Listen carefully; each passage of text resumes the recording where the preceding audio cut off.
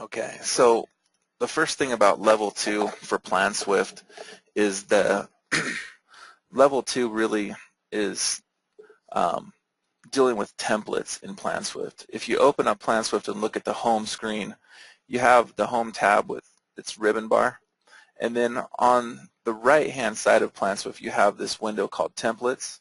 Beneath that window is a window here called Parts, and beneath that is a window called Inputs. Okay, we're going to be using these three windows today, and we'll also be using the Templates tab at the top of PlanSwift to store and create our templates. I'll be showing you a few of the other tabs in PlanSwift, but the Templates tab has its own ribbon bar or toolbar at the top. You can see these here. And then beneath the ribbon bar, you have these various tabs. By default, PlanSwift comes preloaded with two template tabs. You have sample takeoff templates, you have parts and assemblies. Mine is also showing a few other plug-in tabs. This is the drywall and framing starter pack, the concrete starter pack, and then I have Earthwork Pro. Now, in making templates, users can create their own tab, which would be one of these, by using the new tab button right here. When you launch that tab, you basically can do two things. You just name the tab. So I'm going to call this my sample templates. And in the storage, I'm setting this up to store locally on my machine. But if you go into your settings, you can set up network storages, and you could store these templates across a network so that multiple users could access the same templates. So we're just going to store these locally and click OK. And we see this new tab here at the top. Now when it opens the tab, there's basically nothing here yet. There's just 4 columns. These are the column headers. You can modify the columns by using the columns button, which you'll find up on the ribbon bar again. And you could add in additional columns and information to the templates if you needed. We're going to start though back at the beginning of the ribbon bar and create a new folder. The new folder button just allows me to organize and just keep my templates in one particular place, or just keep them separated or organized better. So the new folder name, we're going to start off by creating a Takeoff template. Oops. And what a Takeoff template is basically one of your takeoff items. So further down the ribbon bar here you have new area, new linear, new segment, new count. Those are the 4 basic takeoff items in PlanSwift. Now I did skip over a button here called New Item. Just to touch on it briefly, the Item button is kind of the basic building block of PlanSwift. It's what we use to essentially create anything else. Like a new folder is a certain form of an item. All of these are items. Unless you're a programmer or a developer or somebody who knows code, you will not need to use this New Item button. Okay? So just unless you fit that category, there's really no need to even use it. So what we're going to do is skip over it and go to the area, and we're going to create a new area as a sub-item in our folder. Now when I open up the properties window for an item, there's actually 3 different views. By default, the area tool will open to the view called Form.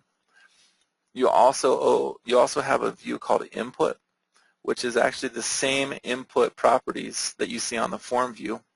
And then you have the advanced view. Now, the advanced view in PlanSwift, I have mine open out pretty large. You can resize this window. You can resize the columns. If you look in this window, there's this view of there's quite a bit going on here. The first column is the column for all of the property names, okay? And if you look at that, it has these what we call groups. So I'm going to look here where it says item, and there's 4 properties there. You have estimating, fill, takeoff, data. These are the default properties for this area item. The item itself has what we call a type, and this type is set to area. There's hundreds of different types within PlanSwift by default. Suffice it to say that this type of item preloads with specific properties. Okay. The formula by default is set to show my takeoff. We could create this area to calculate, for example, cubic yardage if we wanted to. By adding in a couple properties here, we could set that up to do that. If we look further down, we have input units and output units. There's a results column, which will tell us the result of our formula. And then there's an adjust column. This column I seldom use. It's something that was grandfathered in from previous versions of PlanSwift. So we've kept it within the program. The last three columns are micro columns. You have a column to lock a property, so you could lock a formula, which will turn that whole row orange. You can hide a property, and you can make a property an input property by checking this box. So as a quick example, if I want a description to show up on my form or my input view, I check this input property box. It's going to turn description to show up on the input and the form. Okay, so therefore I can customize the more simple properties view to show the properties that I want to see. So if we go back into our advanced, suppose I wanted to show or create this area to do cubic yards. Okay, so I'm going to just label it cubic yards. I'm going to double click on the fill properties, and by double clicking that will collapse that group, and then I can easier see my takeoff data. What I want to do next is turn on my depth property by checking the box next to that. That's going to turn depth on.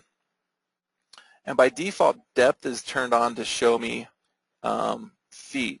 Okay, I'm going to modify that and change that to show inches, because generally speaking, if I'm doing cubic yards, like for a slab, I want to show inches. So I'm going to set my units to inches, and then I'm also going to set them to feet on the other side.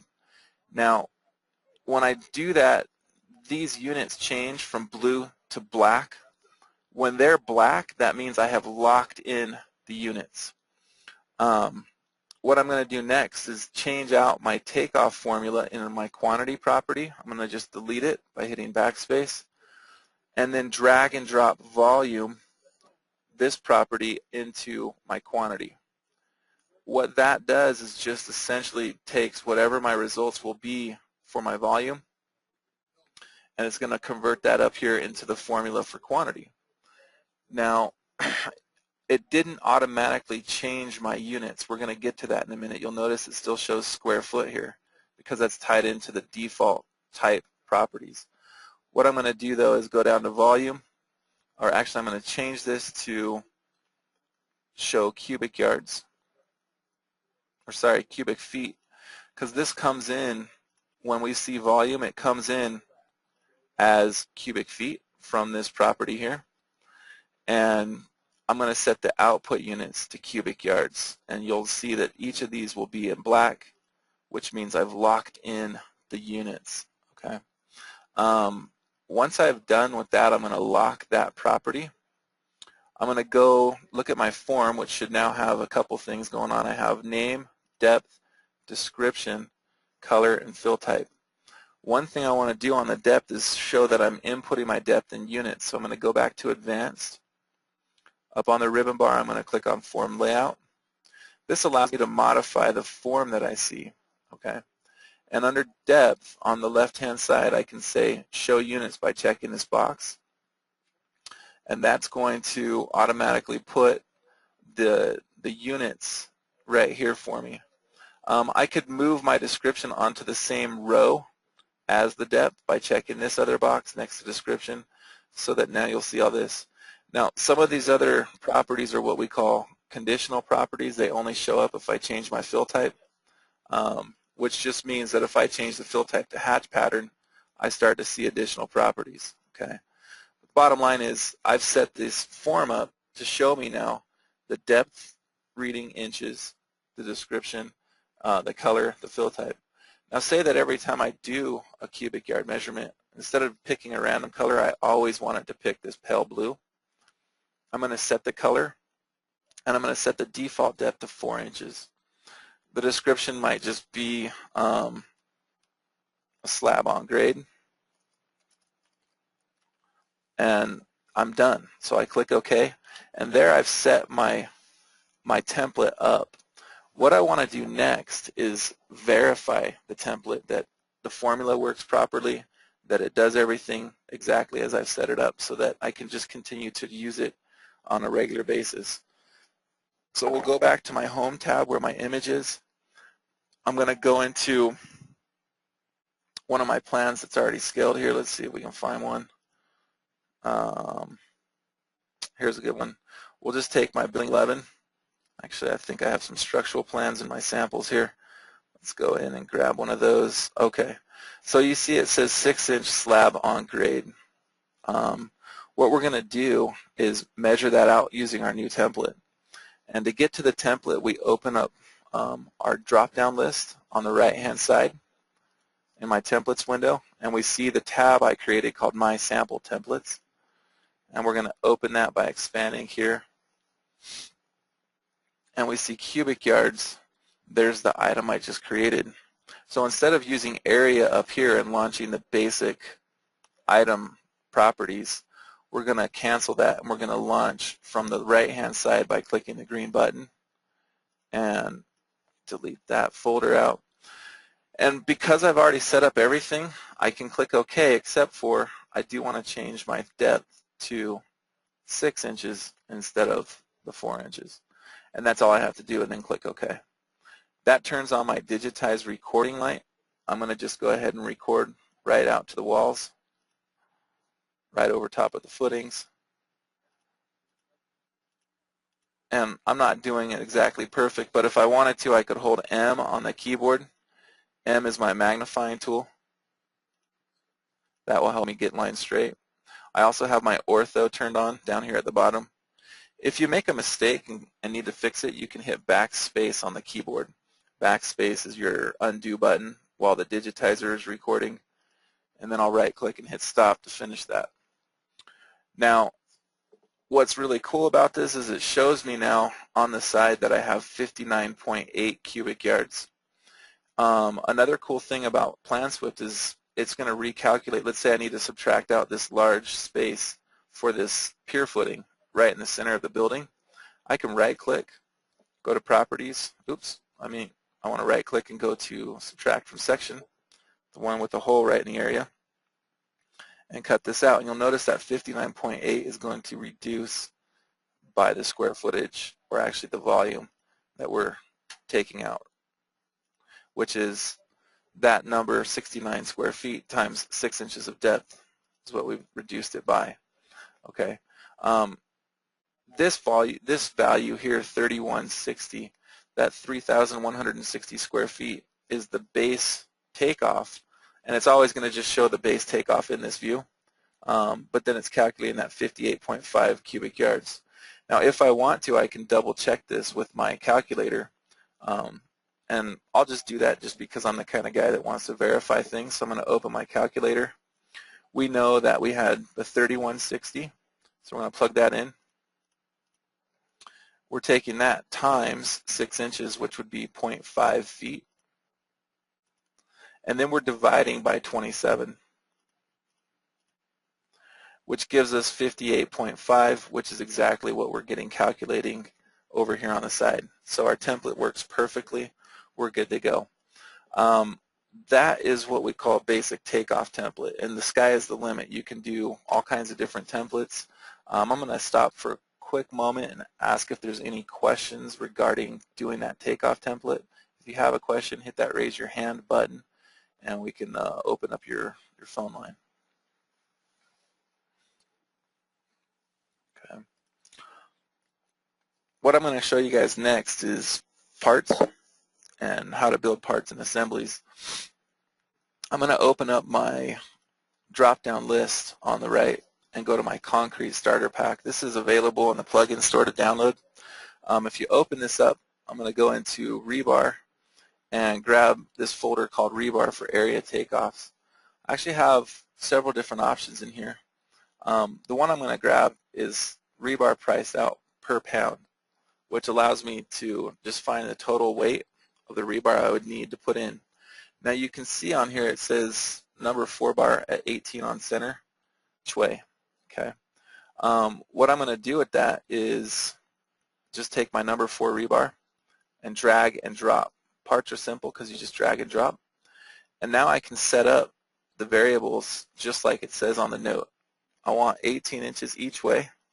So I'm using my inputs that are already set up on this particular part. I can throw in a waste factor. This will basically cover my bar overlap, which I'm going to need to have. And I could put the pricing on here if I wanted to. I'll send this out to the supplier and they'll be able to price it for me.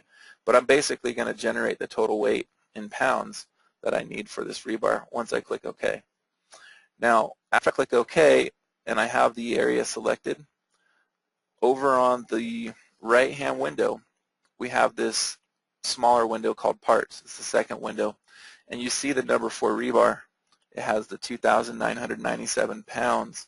That's the total weight of that rebar based on the grid. Now, you don't see the grid drawn in because parts, in and of themselves, they run off of formulas. Okay, we don't have to do any digitizing. We just know that the formula is always calculating the proper thing. I don't have to type into a calculator. It's just going to run properly and give me the accurate numbers. Now we could add more parts to this. For example, it also shows that there's a 10 mil visqueen, which is just a vapor barrier. So if I go back in and look at my barriers, here's a 10 mil. I'm just going to drag and drop this as well. It has some other variables. So what's the coverage of that, meaning what's the size of the roll? Well, it's a 20 foot by 10 or 100 foot roll. And it has a waste factor. We're going to put just that to 5%. Okay. But I'm going to click OK. And again, on the parts window on the right, it shows 1.66 rolls. You can also get a quick summary. If you go back to the left-hand window, there's what's called the Takeoff Summary tab. If I click that, you'll actually see that I have the yardage, the rebar, and the vapor barrier. And then we're going to look at the estimating window right now as well. And the estimating window is a summary of what you have in that project up to this point. Let me go into a view called Basic Layout. And if you look here, it shows me the items with their descriptions, their quantities, and if I had any pricing in there, that would be rolled over as well. There's one more layout that you could do. For example, I'm not going to order 1.66 rolls of vapor barrier. If I want to round that up, these parts from the starter pack plugin have a special function that if you go to this view called Round Up Your Quantities, you simply check a box and it will round up to the nearest whole number and tell me that I need 2 rolls. Okay. One thing to understand really quickly about the Estimating versus Templates tab, estimating is where you see the job information. So for example, if I expand this folder, these were all of the items that I had in that project as my sample. I can hit Expand All, and you would see all of this was already built into our sample plan. Okay. If you look at this information, this is the information that is contained within that job. If you go to templates, it's not job information. This templates tab is essentially global information. And when I use it, I transfer it into the job. So they're loosely related, but they're not entirely and completely dependent on each other. As a quick example, if I do want to price out the rebar, and I put the cost in here at 35 cents a pound, okay, there's the $1,000 there, and that 35 cents is stored here. But on the original template, which happens to be in my concrete, that rebar doesn't now reflect that 35 cents a pound price. We don't see that here because, again, I made a copy of it, but they're not linked into some sort of internal database. So that's how parts work. We're going to build a part in just a moment. I want to show you one quick other thing about the parts in advance. If you look in the part properties, there's a simple formula that the parts run off of, and that's called the lookup formula or inheritance formula. It's simply just a bracket, a dot, dot, and a bracket. And that's in this group called Takeoff data.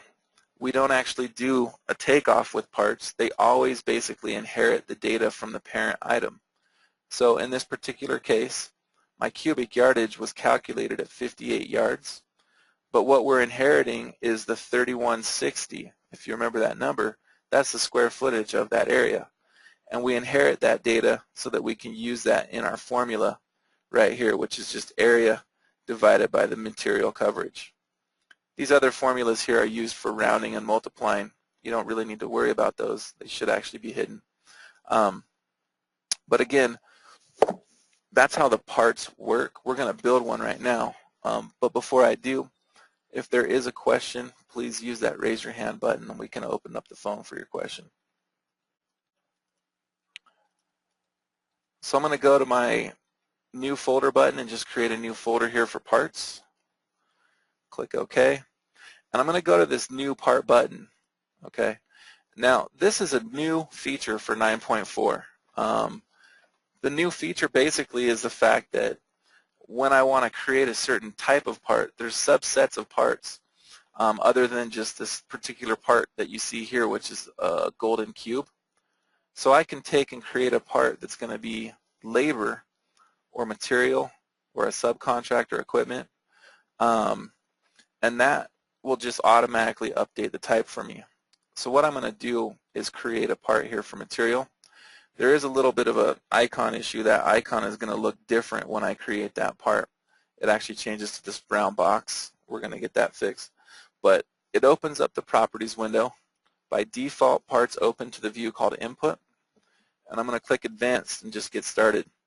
Now, what kind of part am I going to create? Well, I'm going to create a part for forming. Pretty simple to do. Forming that slab, we're just going to put in 2x6 boards or 2x8 boards all the way around to be able to form that slab up to the 6 inches that's required. So we're going to go ahead and just give it a name. This will be a very simple part. It's just going to be called 2x8 forming. And it is a material which is already set. The quantity is what we're going to get into next. We're going to build the formula based off of the total length of the area, perimeter actually. So that perimeter is given when we digitize. So I'm going to just drag and drop the linear total into my quantity property, and then we would be adding in however much the length of the boards that we'd be buying. So if I'm buying 2x8 by 14 or 2x8 by 16, I want to divide my linear total by that. So I'm going to just go 2x8 by 16 and then take the linear total and divide by that number. Okay. Now you can also create a formula in PlanSwift for waste factors. Okay. I'm going to do that right now. One of the things I could do would say always multiply by 1.1, which is basically adding 10%. I want to make this dynamic. So I'm going to add in a new property to my formula or to my properties, and I'm simply just going to click on the very first button here, Add Property, and that gives me a whole new window called Edit Property. This window can do a ton of stuff. We're not going to get into everything it can do, but I'm going to create a property here called Waste Factor. Okay, and I want to check this box called Input. I could do the same thing by checking it. You'll notice it will automatically be checked when I click OK. And here's that property called Waste Factor, and there's the check box. For the units, I don't have a percentage sign in this list, so all I have to do is just go to my keyboard and type % because I'm going to be using this as a percentage. Now you'll notice one of these is black and one of them is blue. The output units will generally be blue because they're not locked. Well, that just means that if I change this input units again to something else, to like inches, it's going to automatically inherit that inches unless I lock it. Okay, so that's just one more note to follow there. And I can lock it by typing in the same symbol there, and now it goes from blue to black.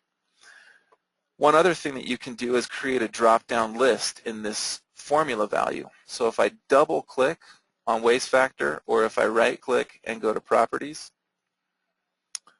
this simple list allows me to set up some factors that I'd want to use. So I could start off by saying I'll either want a 5% or 10%, maybe a 15% waste factor, depending on the complexity of that forming. So now I have a drop-down menu, and I'm going to preset this to 10%. The next thing I need to do is incorporate this waste factor into my formula. Well, I'll show you how to do it. Because PlanSwift doesn't automatically generate a 10% value, what we have to do is write a simple formula, and I'm going to start off by multiplying. This is my multiplier, it's the star. I'm going to use my parentheses and then drag and drop waste factor up here. Now I'm going to take waste factor and divide by 100. So far what we have is, if you look here, we have 0.1, okay? I'm going to also add in 1, and so basically my formula that I'm adding is taking my original formula times 1.1. But if I change that factor to, let's say, 5, I'm multiplying times 1.05. Or if I go to 15%, I'm multiplying times 1.15. Okay?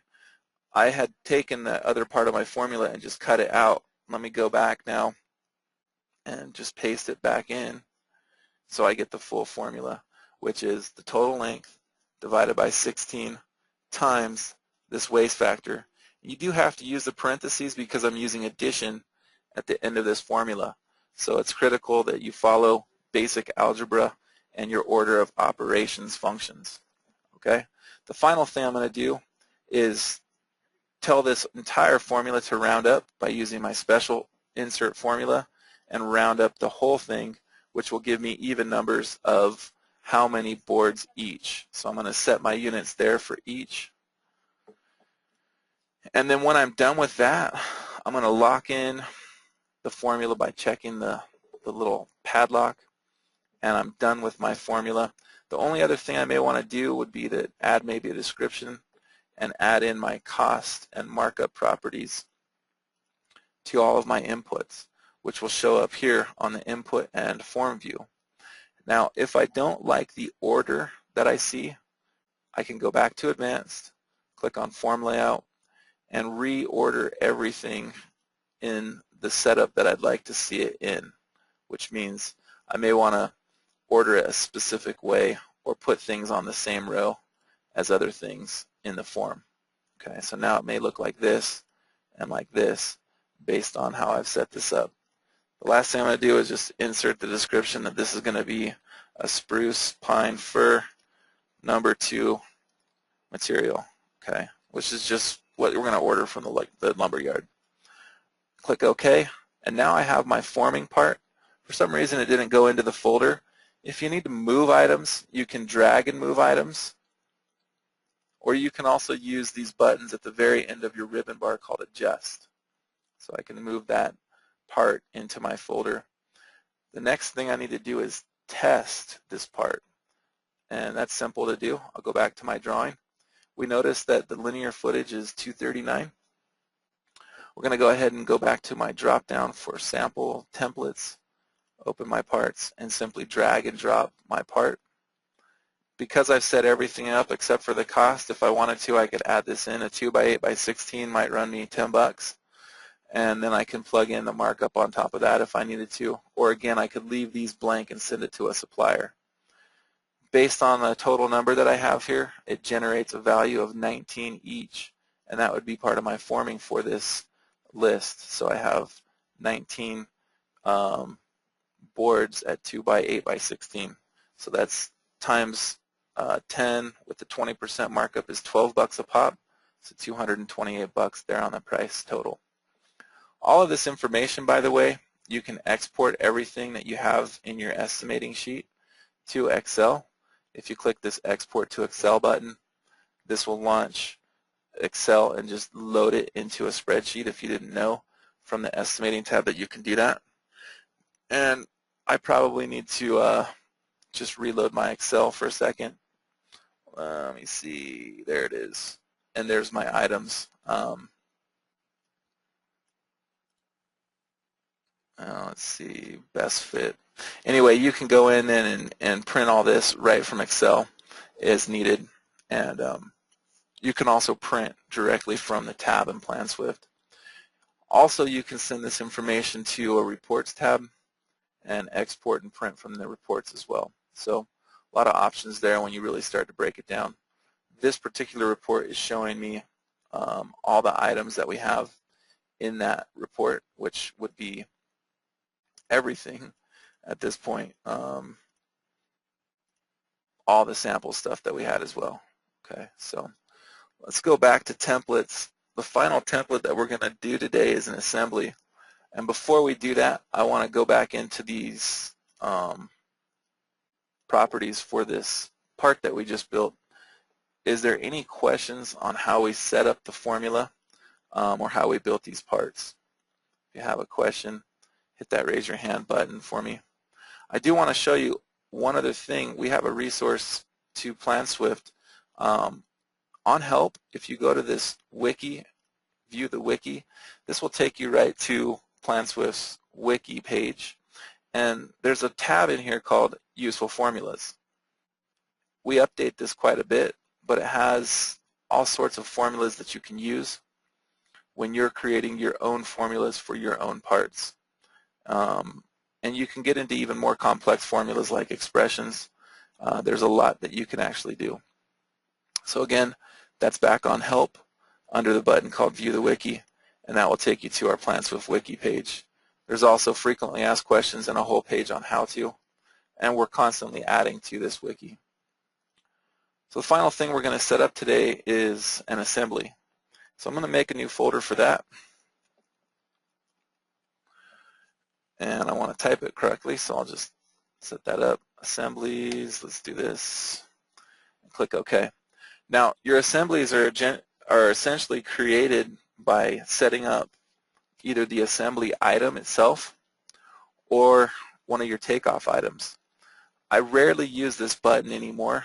One of the reasons for that is the PlanSwift developers about a year ago made an option within the programming that if you drag and drop a takeoff item, by the virtue of the fact that you drag and drop, that takeoff item will convert to an assembly property.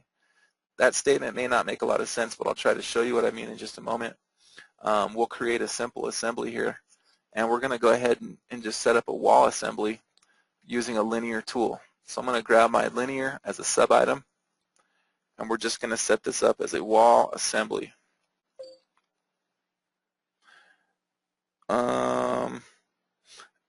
And let me go ahead now and click OK. And then I'm going to go to my drag and drop parts. You still have the access to this templates window, which is really just, again, these tabs that you're already kind of working within. But I'm going to go into my drywall and framing starter pack this time and just grab some parts from there. So if I wanted to do an assembly that I include the drywall, there's a folder here for wall drywall that you actually apply to linear and segment takeoffs, as you can see that. So I'll expand that out. I want to grab drywall priced each, and then I have a list of the most common drywall that you may come across. If there's something on the list that you don't have, you can always actually go in and just duplicate one of these and just relabel it. If you duplicate it and relabel it, it still has the same formula as all the others. So again, you can customize it in that way. I'm just going to take my basic 5/8 fire rated sheet right here at the top and just simply drag and drop onto wall assembly. And again, I can set all my variables right here. I'm just going to click OK to start. And then I'm going to go to my studs. Now, for this particular wall assembly, I'm going to just do some metal framing. So I'm going to go grab my metal studs. And I want to do, let's say, a 3 5/8 wall. And I'm going to grab a 3 5/8 stud. We'll just do, let's say, a 20 gauge. Okay. Now I'm going to grab this as a 10-foot stud. So basically, we're going to be making a 10-foot wall assembly. And so I want to go back to my drywall and set the wall height at 10. And also just put in the name that this is going to be a 10-foot wall assembly. I'm going to preset the color to red because I love that color, and I'll click OK. And then the last thing I need is the track. and maybe some labor. We're just going to, for the sake of time, put on some track just so you guys get the idea.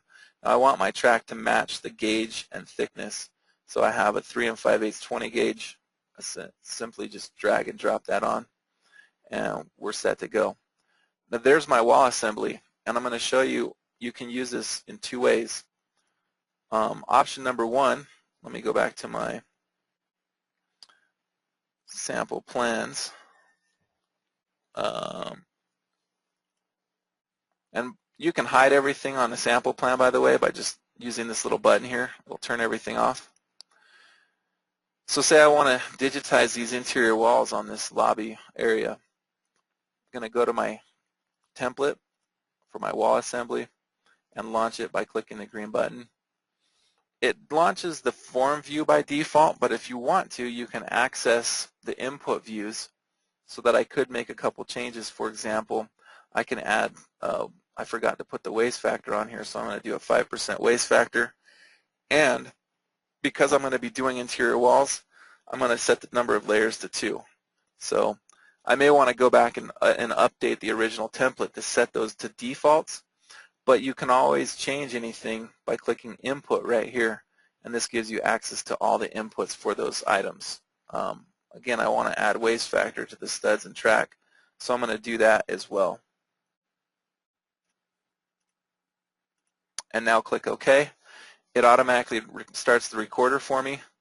Using the linear tool, you just kind of go around things. If I want to do an arc, I can tap A on the keyboard to set an arc. If I'm done with the section, I can right-click and hit New Section.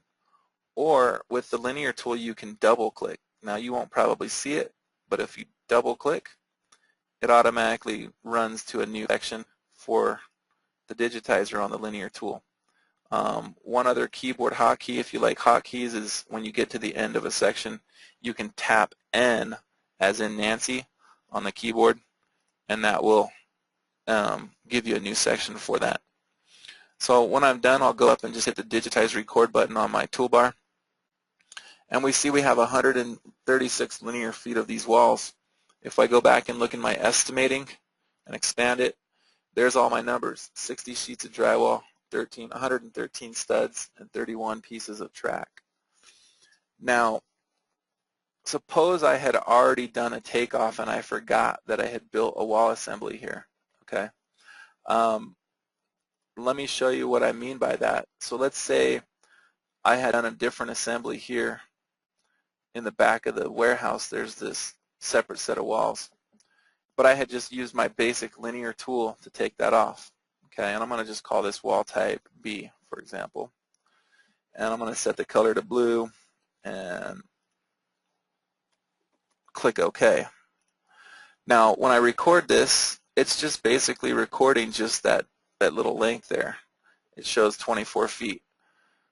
I could take and drag and drop each individual part from my assembly, but what's cool is I can just, instead of launching this assembly here on the right-hand side, if you can follow my mouse, instead of having to launch that and redigitize, you can simply drag and drop and apply that right to the wall I've already measured. And so now I would go through and be able to set up those variables again, plugging in the waste factors that I wanted and setting the layers. Click OK. And now when I go and look at my estimating, let me show you what this looks like.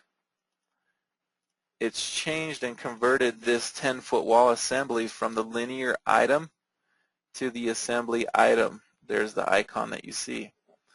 Over here, under wall type, I did the takeoff under this linear tool called wall type B. Right here I see 0. If I wanted to just type in linear total, you'll see that this is actually inheriting the linear total from what's now the parent item. And so you'll notice it picks up that 24 feet and it passes that value down to each of the parts. So that's how your wall assembly works. One final thing, if you wanted to go back to templates, and let's say we wanted to create an assembly for 9-foot walls. It's really pretty simple to do. I can just simply duplicate this by hitting copy and paste. open the properties and modify a couple quick things. I'm going to modify the name to 9 foot, change the color to orange, and then go in and change my stud height to 9 foot. And all I really have to do is change the name, because the 9-foot studs are going to go at the same on-center spacing as 10-foot studs, and I just modify the name only. The final thing would be setting in a wall height to 9, and I'm pretty much done. I've created a new assembly for 9-foot walls. That's one option, just so you know. You can set up your assemblies to be more dynamic, to actually run off of a property called wall height. If you haven't done so, I recommend getting training for PlanSwift, and our trainers can teach you how to do that. So back under our website, we do sell training here at PlanSwift. The training packages on the website go for $295. Now, if you've watched this video or if you've attended this webinar and you want to save $20 off of this price, please contact me. My name is Aaron Watts, and I'll be able to add that to your account. Let me just put up a quick note here with that info. And again, my phone number here is 888-752-6794 at extension 708. And again, I'm Aaron Watts. You can call me to add that to your account. Okay. Is there any final questions on today's webinar about the parts, assemblies, or templates that we set up? If you have a question, now's the time to hit that raise your hand button. Okay. Go ahead and end for now. Again, this session was recorded today, so if you do want to look it up, we'll have it posted to the website within a week, and you'll be able to come back and revisit all these details. Thanks again for attending. Hope to see you all on future webinars. Take care.